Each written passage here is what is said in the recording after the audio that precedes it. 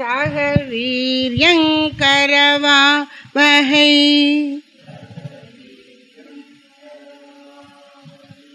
தேஜஸ்வினாவதீதமஸ்து.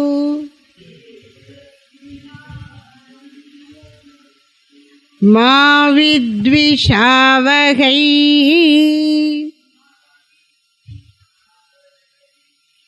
ஓம் சாந்தி சாந்தி.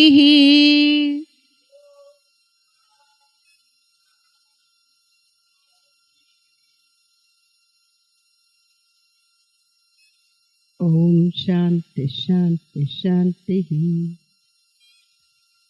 வெண்ணையை உருக்கும் பொழுது அது சடபுடவென்று சத்தமிடுகிறது.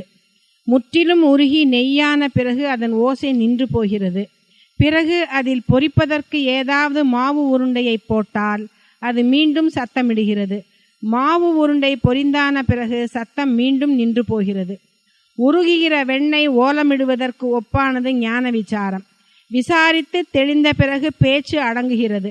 அப்படி தெளிந்த ஞானி மற்றொரு மனிதனுக்கு ஞானோபதேசம் செய்யும் பொழுது மீண்டும் பேச வேண்டியதாகிறது.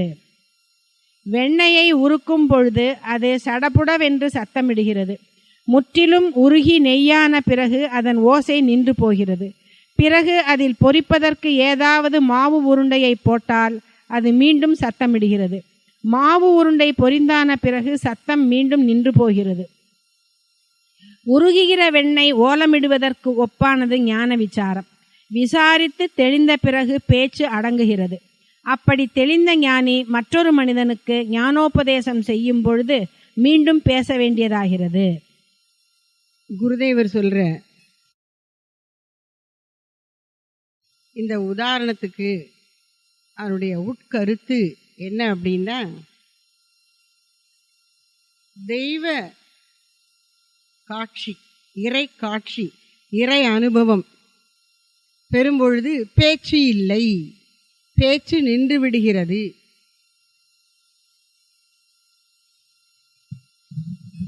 உலகியல் ரீதியான பற்றுக்கள் எல்லாம் ஓய்ந்தால்தான் பேச்சு குறையும். உலகியல் ரீதியான பற்றுக்கள் ஓய்ந்தால்தான் இறைக்காட்சி கிடைக்கும்.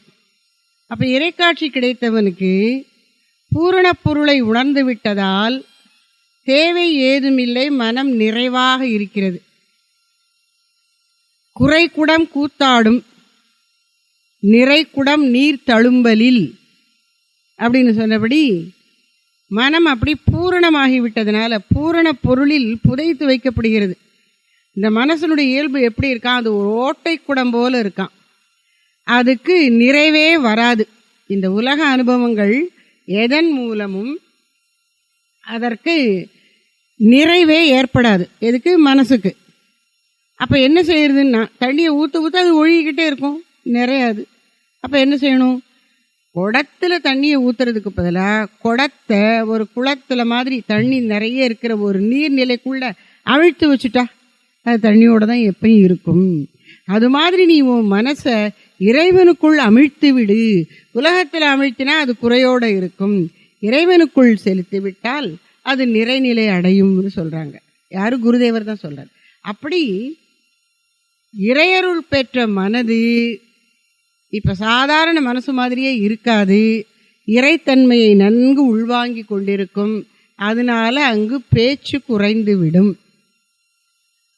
அந்த உதாரணத்துல என்ன சொல்றாங்க? வெண்ணெய் உருகும் போது, அது நெய்யா ஆகும்போது சடபுடான்னு சத்தம் வருது.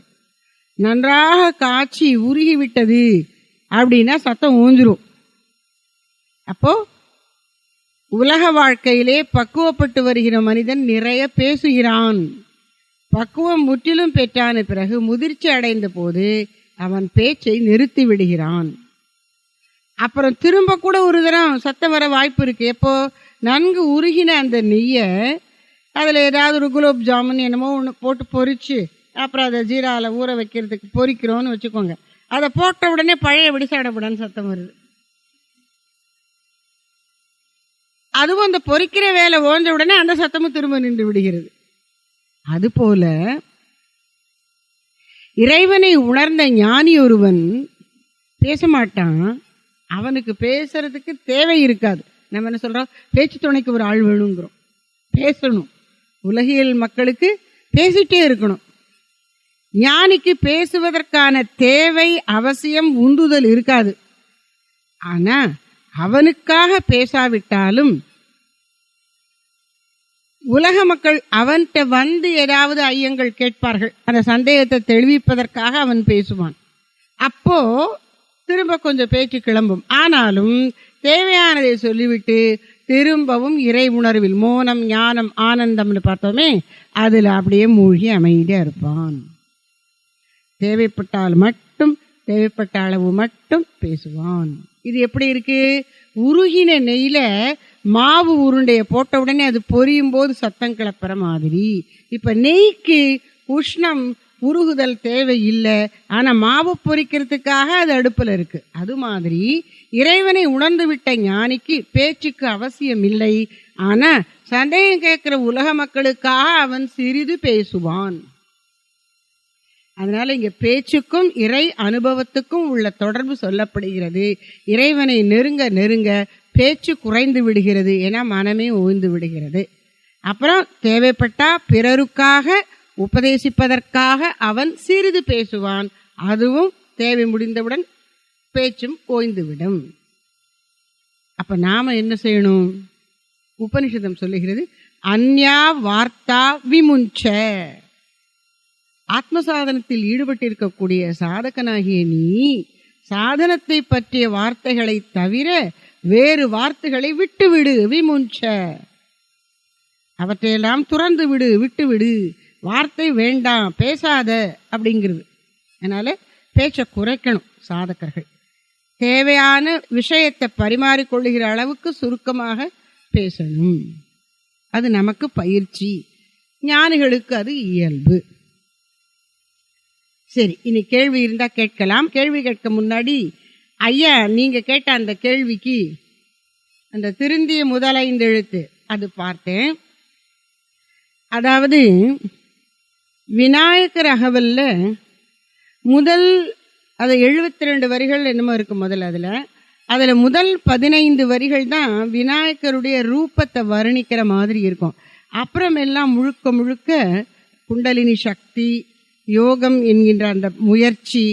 மனசில் அப்படி தியானம் பண்ணும் பொழுது மூலாதாரத்திலிருந்து குண்டலினி சக்தியானது கிளம்பி சுஷும்னா நாடி வழியாக சகசிராரத்தை எட்டும்போது வழியிலும் அந்த இறுதி நிலையிலும் என்னென்ன அனுபவங்கள் கிட்டும், இது போன்ற யோக நிலைகளை விளக்குகிறது. அந்த சிறிய பாடல்ல அவ்வளவு ஆழ்ந்த யோக கருத்துக்களை வைத்திருக்கிறார்கள். அதனால அந்த யோக வாழ்க்கைக்கு, அதாவது தியானத்துக்கே அர்ப்பணித்த வாழ்க்கை அப்படின்னா அவங்க சாப்பிட்ற சாப்பாடே வேற மாதிரி இருக்கணும். இப்போ நம்ம சாப்பிட்ற சாப்பாடு இங்கே ஆசிரமத்திலே ஓரளவு காரம் குறைய அப்படி இருக்கு, வாசனைகள் இல்லை அப்படி இருக்கு. இது கூட யோகத்துக்கு ஜாஸ்தி தான். அவ்வளவு தூரத்துக்கு அவர்கள் நியமத்தோடு இருந்து அப்படி குண்டலினியை மேலே கிளப்பும் போது என்ன மாதிரி அனுபவங்கள் வரும், குண்டலினி சக்தியை மேலே கிளப்புவதற்கு என்ன மாதிரியான தகுதிகள் வேண்டும், இதையெல்லாம் இந்த விநாயகர் அகவல் 72 வரிகளிலே அழகாக சொல்லியிருக்கிறார் ஔவையார். அதில் 19, 20, 19வது வரி தான் ஐயா சந்தேகம் கேட்டது. திருந்திய முதல் 5 எழுத்தும் தெளிவாக பொருந்தவே வந்து என் உளம்தனில் புகுந்து. 5 எழுத்து என்பது நம்ம எல்லாருக்கும் ஓரளவுக்கு ஊகிக்க முடியும். நம சிவாய, நம சிவாய. இந்த 5 எழுத்தினுடைய தன்மை என்ன? முதல் 5 எழுத்து. இங்க முதல் என்பது எதை குறிக்கிறது? முதன்மையான, முக்கியத்துவம் வாய்ந்த, தலையாய, எல்லாவற்றிலும் சிறந்ததாகிய நமசிவாய. அப்போ அந்த மந்திரத்தினுடைய பெருமையை சொல்லிட்டார் முதல்ங்கிற வார்த்தையில. அப்புறம் இந்த நமசிவாய என்பது சிவனை வணங்கக்கூடிய ஒரு சொல்லாக இருப்பது என்றாலும் இந்த இடத்துல அது எதை குறிக்கிறதா? பஞ்சபூதங்களை குறிக்கிறது. நம சிவாய, இந்த 5ம் பஞ்சபூதங்களை குறிக்கிறது. பஞ்சபூதங்கள் என்னென்னு உங்களுக்கு தெரியும். ஆகாயம், காற்று, நெருப்பு, நீர், நிலம். இந்த பஞ்சபூதங்களின் அமைப்புல தான் நம்ம உடம்பு இருக்கு. இந்த பஞ்சபூதங்களால் ஆனது தான் நம்முடைய உடல். இந்த பஞ்சபூதங்கள் ஒவ்வொன்றுக்கும் ஒரு தன்மாத்திரை அல்லது குணம் இருக்கும். ஆகாயத்தின் தன்மாத்திரை ஓசை, காற்றின் தன்மாத்திரை தொட்டுணர்ச்சி, நெருப்பின் தன்மாத்திரை காட்சி பார்க்கும் சக்தி, நீரின் தன்மாத்திரை சுவை, நிலத்தின் தன்மாத்திரை வாசனை. இப்போ இந்த உடம்பு முழுக்க பஞ்சபூதங்களால் ஆகியிருக்கு. இந்த பஞ்சபூதங்களின் தன்மாத்திரைகளாகிய குணங்களை அனுபவிப்பதற்கு ஒவ்வொரு தனிக்கருவி கொடுக்கப்பட்டிருக்கிறது. ஆகாயத்தின் தன்மாத்திரை என்னன்னு பார்த்தோம்? ஓசை. ஆகாயத்துல தான் ஓசை கடத்தப்படுகிறது. அது நகர்ந்து போறதுக்கு இடம் கொடுக்குது ஆகாசம். அதுக்கு உள்ள கருவி உடம்புல காது. காது ஓசையை கேட்கிறது. ஆகாயம், ஆகாயம், ஓசை, காது, இது மூணு தொடர்புல இருக்கு. அப்புறம் வாயு, அது தொட்டுணர்ச்சி. அதற்குண்டான உடல் கருவி தோல். உடல் முழுக்க அது இருக்கு, தோல். அப்போ தோல், காற்று, தொட்டுணர்வு. அப்புறம் நெருப்பு. நெருப்பு காட்சி, அது கண். கண், காட்சி, நெருப்பு. அப்புறம் மூக்கு, வாசனை, மண். நாவு, சுவை, நீர். இப்படி ஒவ்வொரு ஐம்புலன்கள், ஐம்பொறிகள் அப்படின்னு சொல்றோம் இல்லையா, இந்த ஐம்புலன்களும் 5 பூதங்களோடு தொடர்பு உடையவை. இப்போ சாதாரண உலக வாழ்க்கை வாழக்கூடிய மனிதனுக்கு இந்த ஐம்பொறிகளின் மூலம் உலக சுகங்களை அனுபவிக்க வேண்டும் என்கின்ற ஆசை வலுத்து இருக்கும். அதனால என்ன ஆகுறதுன்னா, மனசானது இந்திரியங்கள் மூலம் வெளியில போய் இது கிடைக்குமா அது கிடைக்குமா என்று அலைந்து திரியும். இது திருந்தாத பண்படாத நிலை. இப்போ யோக முயற்சியில வரணும்னு சொன்னா இப்படி திருந்தாமல் இருந்தா யோகம் லபிக்காது. அப்ப என்ன செய்யணும்? திருத்தணும். இந்த ஐம்புலன்களை அவை விரும்புகிற புற விஷயங்களில் அலைய விடாமல் மனதை கட்டுப்படுத்தணும். அப்படி மனதை கட்டுப்படுத்தும் போது அவை திருந்தி அமையும். இது எப்படி அமையுமாம்? மூலாதாரத்திலிருந்து கிளம்புகிற குண்டலினியானது ஆக்ஞா சக்கரம் புருவ மத்திக்கு வரும்பொழுது அப்பொழுதுதான் உண்மையாக முழுமையாக பஞ்சபூதங்களின் மீது, பஞ்சபூத அனுபவங்களின் மீது உள்ள நாட்டம் நீங்குமா. அது வரைக்கும் இருந்துகிட்டு தான் இருக்குமா.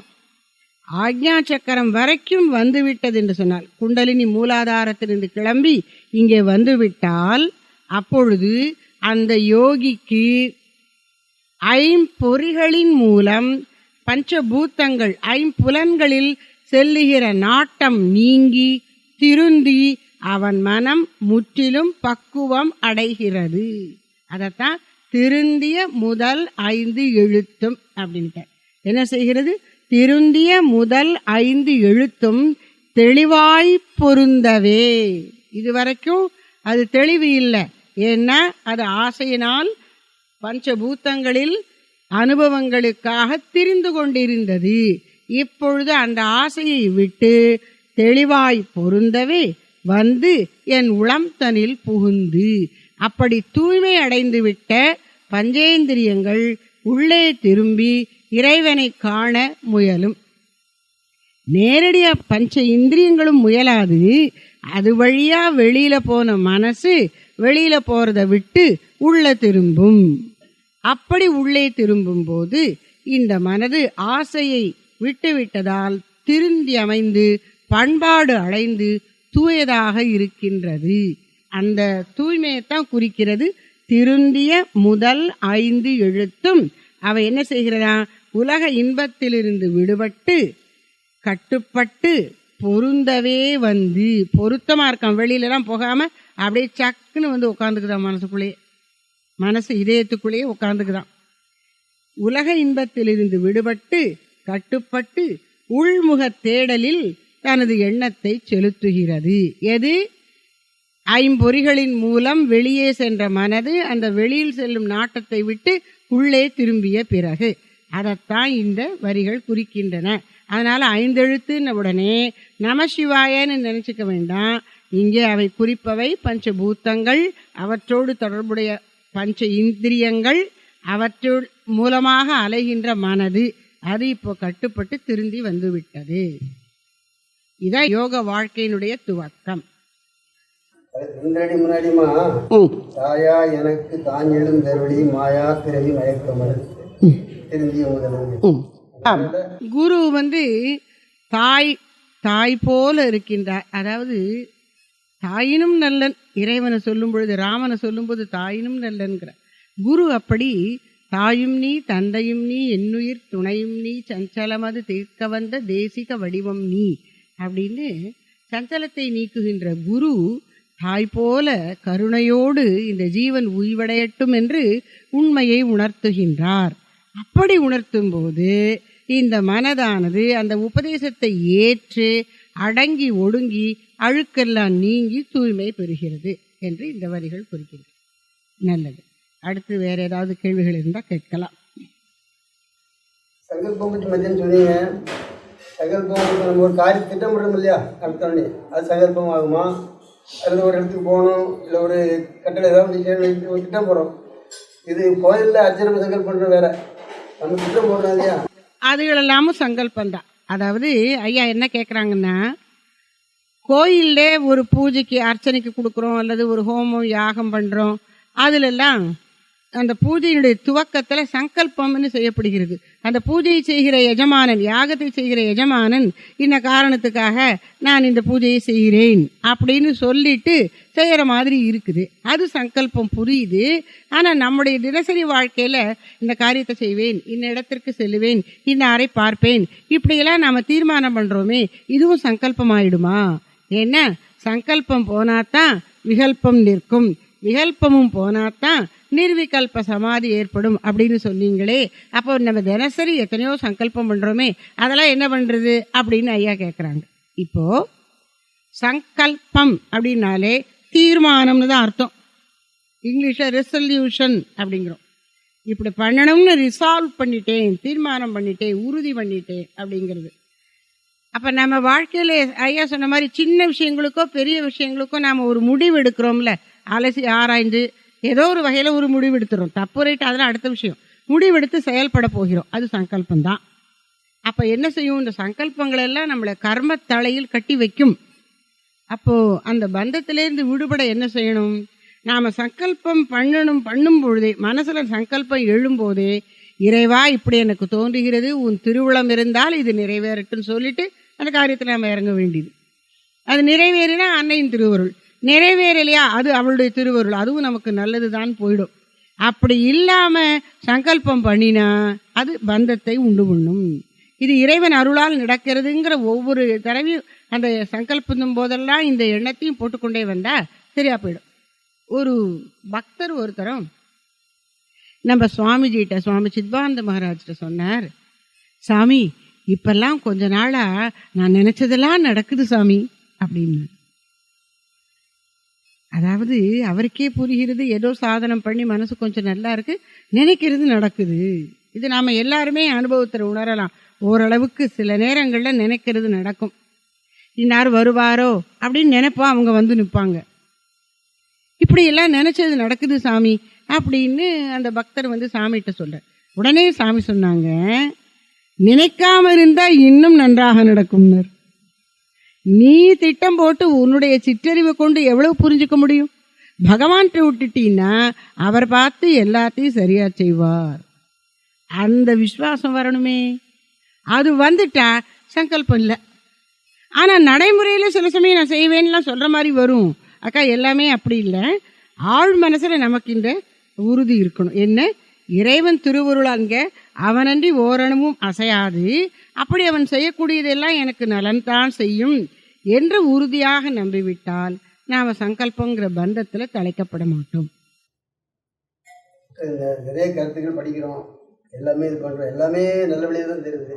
ஆனால் எதை பிடிக்கணுங்கிறது ஒரு முடிவுக்கு வர மாட்டேங்குது. இப்போ நமக்கு சுவாமி சித்மானந்தருடைய தபால், அதாவது 1975 தபால் எழுதிருந்தாங்க. எனக்கு நான் பத்திரிக்கை பண்ணிட்டு கரும்பு வாங்கிட்டு இருந்தேன், சுவாமிகிட்டேருந்து வாங்கியிருந்தேன். அந்த தபாலாம் என்கிட்ட இல்லை போச்சு.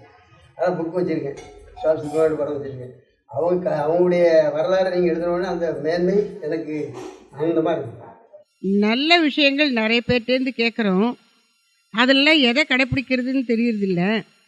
ஆனால் ஒன்று தெரிஞ்சிருச்சு எனக்கு, சுவாமி சித்மானந்த மகாராஜனுடைய மகிமை எனக்கு புரிந்து விட்டது. அதனால் அவர் சொன்னபடியே நடக்கலாம்னு தோணுதுன்னு ஐயா சொல்கிறாரு. அது ரொம்ப நல்ல தீர்மானம் ஐயா. அலைந்து திரியாமல் குருவினுடைய திருவடியை கெட்டியாக பிடிச்சிக்கிட்டு அவர் சொன்னதை நமக்கு எட்டினளவு செய்து கொண்டே போய் அவர் நினைப்பிலேயே இருந்தோம்னா நாம் வழி தவறி போக மாட்டோம், ஆனந்தமாக இருப்போம். அதுதான் சரியான முடிவு.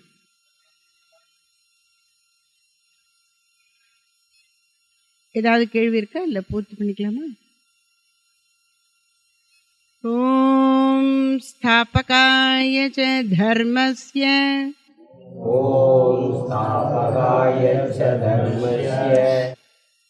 சர்வதர்மஸ்வரூபிணே அவதாரவரிஷ்டாய ராமகிருஷ்ணாய தே நமः.